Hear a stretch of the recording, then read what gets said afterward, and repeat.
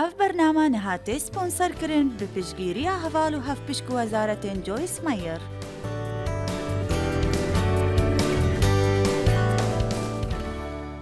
تتزانی تنێ تشتەکە کۆ بە باوەریێ تشتێکتە هەبی تشتێکی دیە تو بسەر بۆ ڕاخوا بدەست ببینی تشتەکە تو بشەرعی دەست ببینی وەکی ئەس دەبێژمێ گەلک بەرەکەت بڕەنگەکەی شەرعی بوو مەماینە ژبەرک و مسیح مەریە خوێناوی هاتیەڕێتن وی سەردەمێکی نۆ بخوێنە خوا بە دووماهیگی نایە و وەکی کەسێن باوەری بە دوو بارەشدایەک بوونێ هەی ئەمیراتگرێ وینە و میراتاوی هەیە بڕەنگەکەی شەرعی یامەیە یامەیە لێ هەندێک جاران هەبوونەوێ بۆ هەندێک مرۆڤان دبیتاریشە ئیسرائیلیان مسرێ ji بەندایەتی ڕزگار بوون ئەو لە مسرێ بەندە بوون کەفتنە دەخەڵەتیەدا و بەندایەتی بە ئێک ڕێزن خودێ ئەو بە ڕزگارکەر هێنارتن موسا ڕزگارکەرێک بوومەژی هێنارتن عیسای مەسیح ئەم ji بەندایەتیە دەرکەفتین ئەم بەرەف خەڵەتیە ڤەچوین ئەو ji بەندایەتیە بندەستا فرعون چوونە جەهەرکی کوو دبێژنێ هەردێ سووس پێدای ئەم ji بەندایەتیە دەرکەفتین بەرەف خەڵەتیە ڤەچوین و ئەمە هەموویان گۆه لە سوێزن خودای بوویەوە مە دەست پێکریە فێر بین چاواوان دێ ژیانە خۆدا بکارینن باشە پێدوی بوو ئیسرائیلێ دوێ جێهێدا دەرباز ببان یە ئەنجیل بێژی چول ji demê firînawan گەشتا wan 11 ڕۆژ بوون ڕاست بەر بچوولی هەرچەندە ئەو بوو demê 40 ساڵên درێژ نەخوەش بەئێش مان تا چوونە ناڤا وێرێدا هەموو نەچوونە ناڤا جەهێ پیرۆزدا دناڤا چەند ملیۆن کەس کو دەرکەفتن تەنێ ملیۆنەک و نیڤ ئەس بێژم دەگەل زارویان چوونە ناڤا ئەردێ سووس پێدای یەشوو کاڵب و زارویان ژی ئێوان نەگەهێشتیە هەندێک و لەسەر حساب ببیت دەمێ لە دوماهیە خودێ گوتێ پێستا هون ناچنە ناڤا ئەردێ سووس پێدایدا نوکە ئەم گۆهێ خۆ دەدەینە چیرۆکاوان ئەم سەری خوا دەهەژینین و ئەم هەزرە خواتکەین و دەبێژین چاوا بێ ئاقل بێ ئاقل بێ ئاقل بێ ئاقل بێ ئاقل گەرگەشت هەموو 11 ڕۆژ بوون چاوا هون بچل ساڵان گەهشتنە وێرێ بەلێ پێدویە ئەمژە خەورا ببین و بەهێن کەینە گوڵان و ببینە هەزرا خوا گەلک ژمە گەلک جاران لە دۆر وان چیایان زڤڕینە ئاخافتنە من بووە ئەوەکو دەم هاتیە بلەز بەرەف ئەردێ سووس پێدای ڤەبچین ئەفجا وا هەزرت کرد ئاریشەیەوان دژمنن وانن ئەو ئیسماعیلێ و حویە و یەبوسی و کەنعانی بوون مە هەموویان نیشانە خوایە خائبیە تایبەت هەیە دورنینە ئەو مێرەکی خائبەیە خراپ بیت جیرانێکی باش نەبیت نەخوەشی هەژاری خودان بۆریەکی خراپ بیت لێمە هەموویان خائبێ خوا هەیە تایبەت وەرگرتیە ئەم هەزرتکەین ئەو ئاریشامەیە خائبەیەن شەیتانێ ئەو شەیتانە گەر ئەو بشێت من پێلیت گەر ئەڤە گەر یادی گەر تشتێکی دی بەلێ وەکی من ئەف خواندنە دەست پێکری گەلک ساڵان بەرین و کەو ئەس بکوڕاتی لێگەڕیام بڕۆن و ئاشکرایی مرۆڤ ژە ئەنجیلێت زانیت کو دوژمنن وان نە ئاریشەیەوان بوون و ژبەرک و تودبینی خوددا لەلایەوان بوو گەر خودات گەل مەبیت کێ دشێت دژی مەبیت چ تژ لە جیهانێ نەشێن مەبشکینن گەر خودێ لەلایە مەبیت و خودێ لەلایەوان بوو وێ گوتەوان هەکە ئەو یادێ بێژمەوە هون بکەن هەون دشێن بلەس ژڤێ بیابانێ دەرباز ببن و خوەشیێ دە ئەردێ سووس پێدای ببەن بەلێوان ئەو نەکرد دژمنن وان نەبوون کەنعانی و فەرزی و حۆیی و هەموو دژمنن وان نەبوون ئەو زەبەلاحێ دە ئەردێدا نەبوو عەقلیەتەوانی خەڵەت و هەلوێستێوانی خەڵەت بوو وان نەتزانی چاوا وەسا هەزر بکەن وەکی خودای حەست کرد هەزر بکەن تو دشێ هەزر دڕێیە دەرکەفتنە خوا ji بەندایەتیەدا بکەی بەرەف ئازادیە ڤەبچی و فێر ببی بوێ ڕەنگی هەزرکەی یە خودای دەوێت تو هەزر بکەی بچ ڕەنگان تو نەشی سەر بکەوی گەروەک بەندەیان هەزر بکەی بچ ڕەنگان نەشێن کەیف خۆش بی گەر بەخەمگینی بێ ئومیدی هەزر بکەی بچ ڕەنگان نەشەی خوا ji شاشیان دوور بکەی گەر بە هەزرا تا دە بەندایەتیە دابی دا شاشیان بکەی دەمێت تو هەزر بکەی کە تو بەند کرای خەڵەتی دپشکە شەشەیە ڕۆمیاندا ئاەتا دوێ پۆلس دبێژیت تو چاوا دشەی خوا ji شاشیان ڕزگار کەی گەر تو بمری دا شاشیان بکەی ئەنجیل بێژی تەمەدەما مەسیح وەغرخیری ئەم دگەلوی مرین وی شاشی برنە خاچێ و ئەم بشاشیان مرینە و دساخین دا کوچاکیان بکەین تو زانی ڕامانەڤێ چەندێ چییە پشکە کاتا پشکاتە یاسەر ژنوش دایک دبیتەوە نەوێت چ شاشیان بکات ئەو بشاشیان دمریت ji ber hindê nûka demê tu şaşiyê dikeyit tu pê nexweş bî berê tu ji dayek bibayeva nexweşî peyda netkirin بوتا گرنگ نبو، تا حج جوید کرد، تا کیف پید کرد، تا خوشی لیدید. لیدم تو جدایک بیاوا، بوتا عریشه اینو پیدات کرد جبر هنده تو نشی بدل آرامی شاشیان بکی. او کیفاتا نخوشت کرد. لورا پشکا کاتا هیا کنا خوازید شاشیان بکد. هرچند نهاجی تو لدور لشی هاتیا گریدان. هزراتنا هاتیا نو کرن. هستین تا جدر وی کنترولاتنا. اراده یکا هشک تا هیا. کدوید بیا خودی روحا پیروز دخوازن کار لسر بکی. اوه هواتیا میا. تا روحا مبحثا خودی نهیتنو کرن جهواتیه درنا کوین. دوید خواه فرکن چوالدو خودی بچین و روحا خواه بوی یکی دا گیر بکین. وی نوید تنه دو روحا میا بچیو دا بجید. وی دوید بهیتا ده هزرات دا. ده هستین تدا. ده حزات تدا. ده ثروت و مال تدا. ده پیوندین تدا. ده خوشین تدا. لداویه وید بریاتا وگ روناهیک بهیتا دیتن. روناهیکا گشکو همو جهان بیجید کسی هنه تشتک هیا کومند وید. ده باشه ده دلوانی بدنا خودی. رومانیان شش دو دبیجید بو شاشیان دبرینا. لی پاش رومانیان شش یازده دبیجید تانها تو هزرد کی تو بو شاشیان مری و ساخی. جبو چاکیان. از حج جوید کام جبر پیوا هزرد کی که او د پروسه مشکی تدا درباز بید. لورا تو دشی رومانیان شش دو جی بیجی کد بیجید تو بو شاشیان یمری. لرومانیان شش یازده دبیجید. تو هزرد کی تو بو شاشیان یمری. باور بکا تو بو شاشیان یمری. لورا ام دی بیجین از بو شاشیان مریما. سترانم با آزادی اخوا به مسیحیت بیجین. لبی دوی ام جکرنا شاشیان ترسین. ام بیجین ام فیر بوینا. ام اوینا ام واهینا. از نشیم وی بهلم گلک زحمتا از نشیم جیادی در باز ببم لورا ام دمینی ندویدا. کورا هواتیه دا. دوید ام دست پی بکین وقت خدای هزر بکین و وی بیجین یا خدای گوتی اوه ده هاری کاریا مکد کبره یکا بلاز جوی کورا هواتیه در بکوین و دسیزن خدای بجین. تو دشی به هاری کاریا خدای مشکی خوا کنترول بکی و گلک هاری کاریه جروحا پیروز ور بگری تو دشی مشکی خوال وی دمه کنترول بکی دمه فرد بی بدرستی هزر خواب کاربینی و از دبجمه هزر بکی که تو چه هزر داد چد کی. هر جه هزر بچیته مروف ده چیته. گر تو حج جیان اخوانه کی. هر مال دگل خوا کن ببا. هزر دوی تشتی دا بکی تا هزر تدا کری. جه گازن دیان جه همو تشتام بکی دگل خوا کن ببا و بتنی پرسیار جه خواب که. گردمی هاویتی یا هزرم پیس هات بید؟ آمین. هزر خوارید بخوا و لسر تشتین چاک ریک بخوا. تو تزانی تو جناف دفترین؟ پیروزیان بو فیرکرین آمشکی کورنثیاس 5 و 4 و 10 چکین مین شرینا للشینا خداشیانین مد کته هیز. بریا هزران دهیت داریتن اگر و بردوز همو هزران دبنا اخسیر کرن و بند کرن عیسی مسیح. امزان این کشارک دمشکن مدهیا. هزرین نباش اگر بیردوس ین کودگل پیوین خدای هفدش. انجیلی بر پرسیارتیه دار کرن و دارتن وان اخستیا سوین تا. نوکا اوارستیا او بر پرسیارتی من دای خوا. جبر کو کدامی حزا تو بلای پرتوکا پیروز بیتنه تو دبیجی خدا از دخوازم جتت کن دمی از هزرکا شاشت کم تو من هشیار بکی. تنین ویجان بکا. خودی هر دمی از هزرکا شاش دکم من هشیار بکا نهیلا از بروین مخوارو هزرین بی اقلانا بکم. من هشیار بکا دمی از هزرین خراب کم. هر دم بوی رنگی ویجان بکا دی بیجی خوا. من نوید وان هزران بکم. نابید از وان هزران بکم. او ند نوا پیوین خودی دایا. گر ام ببین خواندوانین پیوین خودی دی مشکل مبحث کون. کو اوجی پیشکش جویه اف شوال ویرید کی من هون گازی کرن جبر کل شوا اینیه مرا من شوا آهنگان هفتیا کاری بداوی هات تو دشی همو کارام کی هون دشیان نه نویرو هندک کارام بکن ین مفای نگهن نوا یان هون دشیان لهندک جهان بن ین چه مفای واتیدا نبید یان لمال خوا بن لسر جهان خوا رازی ببنو بهندانه کی بکنو بله هون ین الویرا به هزران جوا ری همو بوگهشتنا سری وی آوی پریا دا کو پیوان خودی بخوینن ویجان بکن من هون گازی کرینا لدوید اجیبش موا من نوید یه بشیان بم تنی او بزنینه و برف سرکفتنی بم دوید هون سپیده جه خورا ببنو هیش پتر بخوینن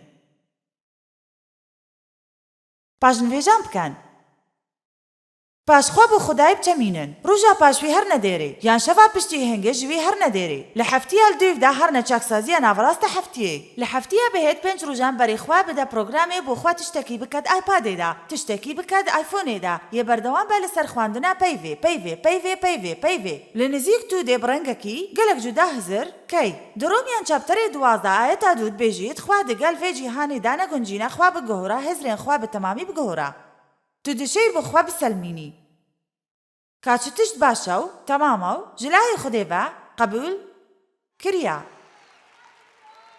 سپاس بووە ئەژی حەجوەت کەم یێڕەمیە 4 بێژی چەند هەزرێن تەیەن هێرشێت ناواتەدا کوێر چوینە ئەس حەجویت کەم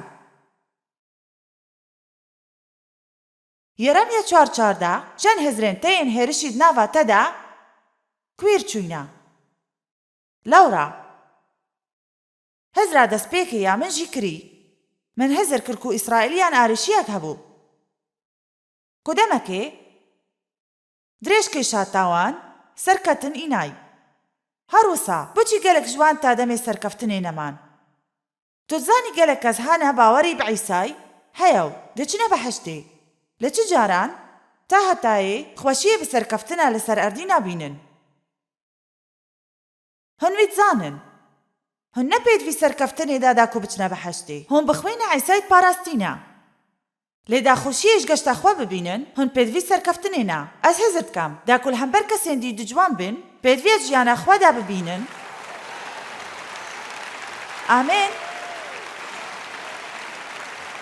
لەورا تشتێ من دەست پێکە دیتی ئەو بووکو وان دیتنەکە ئەرێنی نەبوو بوو پاشە ڕۆژێ وان هەردەم بەحس لە تشتێن بوریت کرد وان هەزرت کرد ڕابوریێوان پاشە ڕۆژە وان دیار کات ئەزل vێرێدا بژمەوە گرنگ نینە چ دەمێن بۆریدا بەسەر وەهاتی بیت گرنگ نینە کانووکە چ چێت بیت وە یەکێکی هێز نینە کوتەژە پاشە ڕۆژە وەیە گەش و خۆش دوور بکات گەروەشیانێن فێربوونە ڕوحی هەبن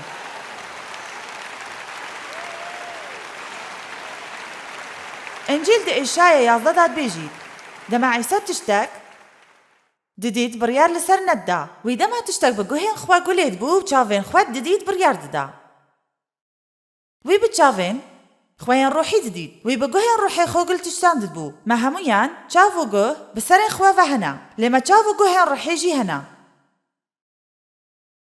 بچاوێن خوایان نۆرمال و ئەم تشتێن لە دەوروبەرێن مەچێت بن دبینین ئەم ئەو تشتێن دژیان هەمەدا چێت بن دبینین لێ بچاوێن خوایان ڕۆحی ئەموان تشتان دبینین یەن چاوێن مەیەن نۆرمال نەبینن ئەم بڕێیەکە پڕ باوەری بەرێخوا ددەین و دبێژین خودێ گوتیە کو ئەس دشێ من پاشە ڕۆژەکە باش هەبێت و ئەس باوەرت کەم کودێ من هەبیت بەرێنوکە ئەس لە ستاربۆکس بووم لە جەهەک لە ئۆتا ژنەکەی ئەزن یاسم و پیچێک دەگەل من ئاخف وی گوت من بۆ وەزارەتە تەنڤیسیە و من ئاریشەیان خوا گوتی نەتا هەروەسا بەردەوام بوو وی ئاریشەیان خوا هەموو گوتنە من و وی گوت ئەجارێکی کەفتبوو بە بن پاسێ چ پێ نەوێت من ئەڤە نەگوتی ji ber min nedviya hestên wî bişênim lê demê ez çûm min hezir kir başa ew xanim ez jî havêtibûme bin pasê lê nûka ez dihajim amên ew tenê li vêrê rawesta ez havêtibûme bin pasê ez dişim bijme te ew dê li saleka dî li cihekê dî heman babet bêjî te êkê dî jî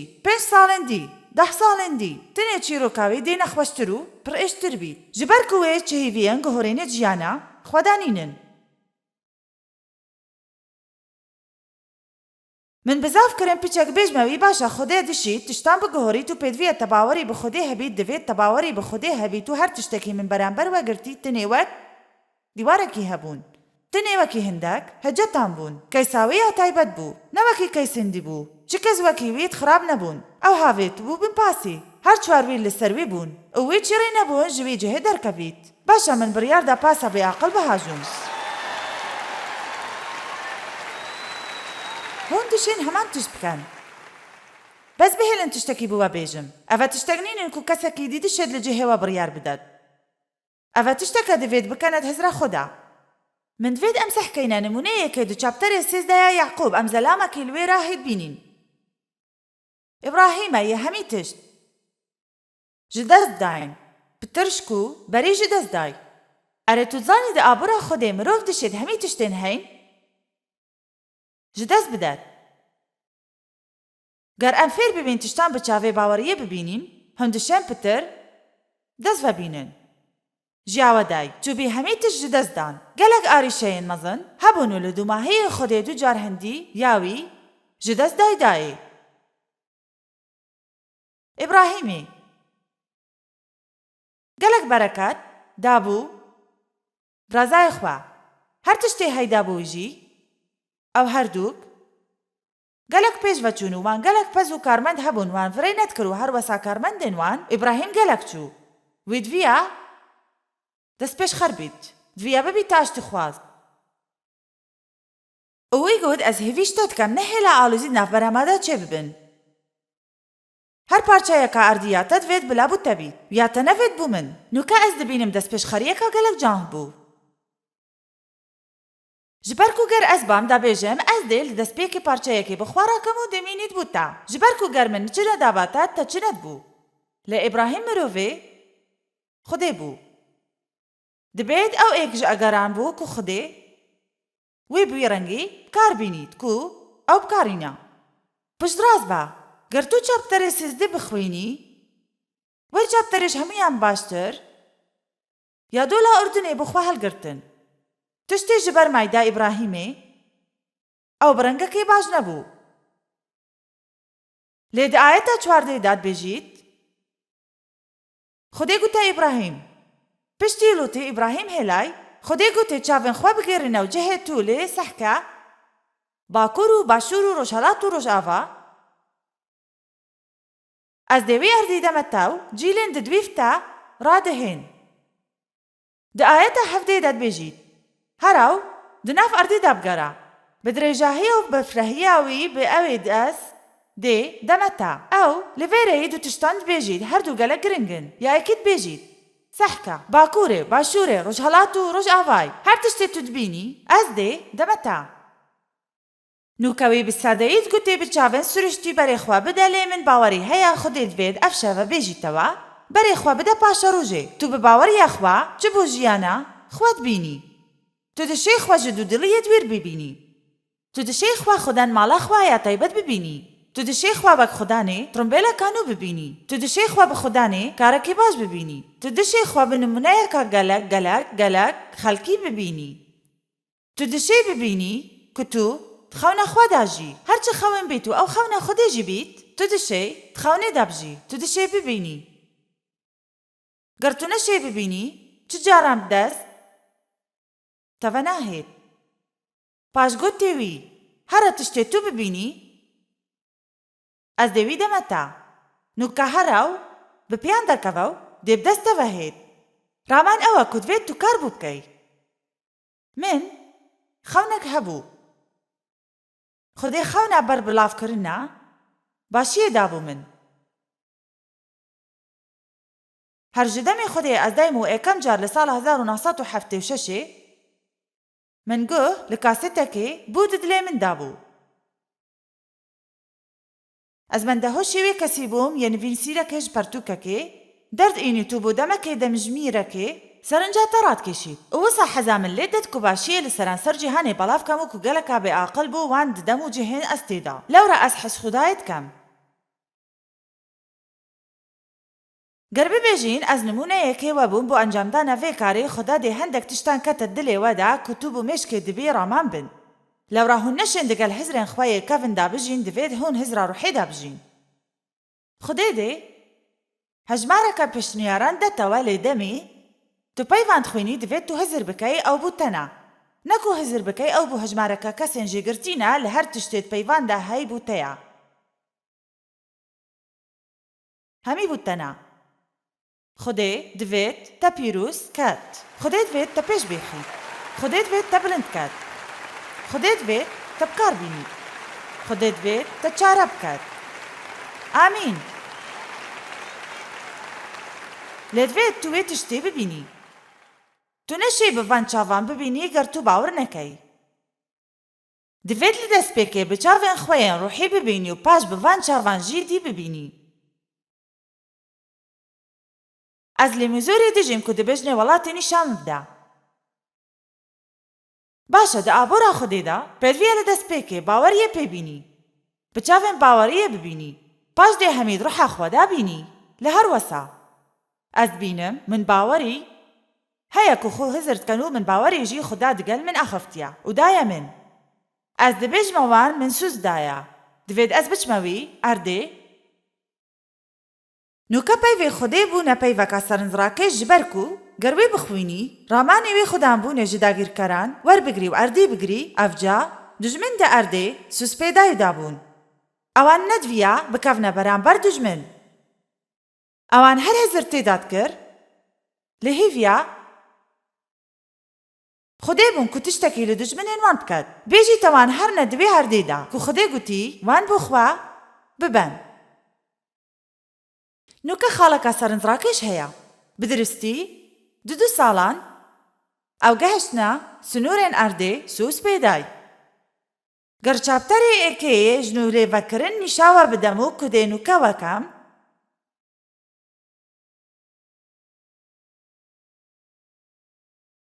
دابوچڕکەیەکێ سەحکەینە چاپتەرە یەکێ ژنوڤەلێکردن چاپتەرێ ئێکەیە ژنوڤەلێکردن ئایا تا بیستێ من گوتیەوە هۆن هاتینە وڵاتێ دوژەها ئامۆریان کو خودێ دایەمە ئەڤە موسایە vێت بێژیت هەرن خوا بگرن خودێ ئەف ئەردەبەری وەدایە هەرن و ببنە خودانن وێ و خودایە بابێوەیە و گوتیەوە نەترسن و خوا نەئێشینن پاش هۆن هەمی هاتینە نزیکێ من و گوت دازەلامان بەری خوا فرێکەن و کۆ ئەو ژی دەڤەرێ ئەردی بگەرن کو بەلکو ئەو پەیوێ بوومە جێه بینن و بچنەت باژێراندا تشتێکی ئەس باش پیرۆز کرم من 12 زەلام ژوە برن من بوە هنارتن ئەڤە ئەوە یاد بژنێ 12 سیخۆر کوچوو بوونە ناڤە ئەردێ سووس پێدایدا و بە پشتڕاستی ئایا تا 25 بێژیت وانفیقیە بر کو دەستێن خوا ددانا و پەی بوومەڤە گەڕاندوە و گوت ئەردێ خودایە و خودای دایەمە سەحکە ئاەتە 26 هەشت و بسەر نەکەفتیە لێتە دژایەتیە فەرمانن خودێ کریە نوکە من دەمنینە ناڤە vê هەموویەدا بچم لێ پاشی وان بڕیاردا باشە نوکە ئەم دێ بسەرکەویم خودێ گوت نەخێر نوکە نەچنەت ناودا ji ber ku nûka ez nedgelwema pêdivî bû li wê demê hûn çobaniyê min gotiya paş ew li wê demê çûne defsûnûrên erdî suspêdayê de demê xwedê ferman daye nûka demê hindê ya ku ew erd bibête yê me ew neçnet navda û wan bêfermaniya xwedê kiriye ew 38 salên dî li wan derdoran man gelek ji wan li wêrê mirin nûka min divêt ev şeva waneyeka biçûk nîşawe bidem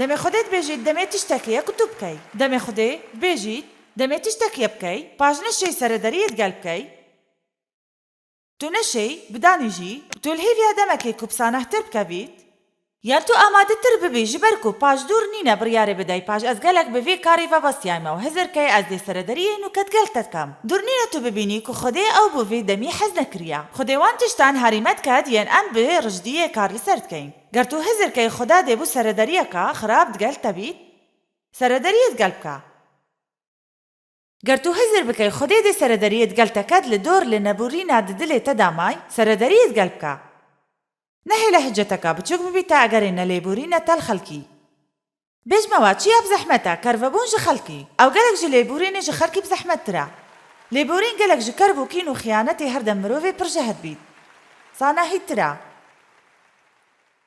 گر خدا سردريت گر روشتكي دا تدابكت